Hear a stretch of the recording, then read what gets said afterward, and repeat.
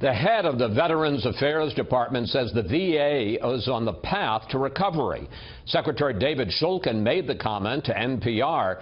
The scandals over veterans' health care and retaliation against whistleblowers show no signs of slowing down. Correspondent Will Carr reports tonight from Poplar Bluff, Missouri. Dr. Dale Klein may be the highest paid government employee who quite literally does nothing every day. What is your salary? I make approximately $250,000 per year. And what are you doing right now, presently, at the VA? I sit in a chair and I look at the walls. A double board certified Yale fellow, Dr. Klein specializes in pain management at the John J. Pershing VA in southeast Missouri. But he hasn't seen a patient in more than a year after becoming a whistleblower. Klein says he reported alleged secret wait list, wait time manipulation, and that he believed veterans might be selling their prescriptions. He says when his superiors did nothing, he went to the Inspector General. The Missouri VA then shut down Klein's clinic. We asked for a response on camera. The VA declined, saying it can't comment on ongoing investigations, and offered a statement that says the VA does not tolerate any sort of retaliation against those who identify problems. But according to court documents filed by the Office of Special Counsel, an independent federal investigative agency in Washington, the VA went even further when it tried to fire Klein. Not based on substandard care or lack of clinical competence, instead for consistent acceleration of trivial matters through his chain of command.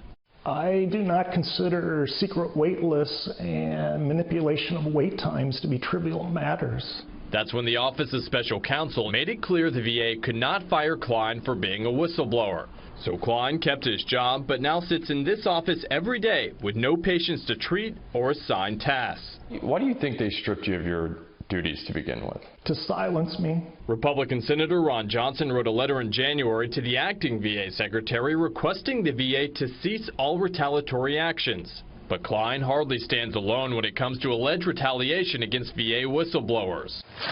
In fact, his story sounds eerily familiar when you meet Brian Smothers, who worked at the Denver VA until last November when he says things got so bad he had to quit.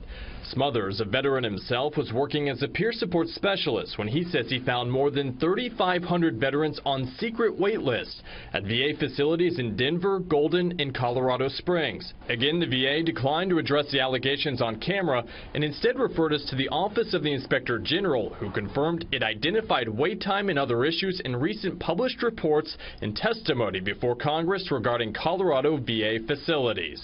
It looked like some kind of game that they were playing with veterans' mental health care, and I was very upset. After Smothers reported the allegations to the Inspector General, he says the Denver VA retaliated. They gave me no work tasks to perform, so I was supposed to sit in a room across from the people that had done wrong, do nothing, and keep my door open so they can keep an eye on me. It has quite honestly been shocking to somebody like me who comes from the private sector, the pervasiveness of retaliation, even though we have 100 years of laws against retaliating against whistleblowers in government. Johnson is now pushing a protection bill to further help whistleblowers like Smothers and Dr. Klein. This is a heart-stopping moment for the VA, and the transformation can start in Poplar Bluff, Missouri.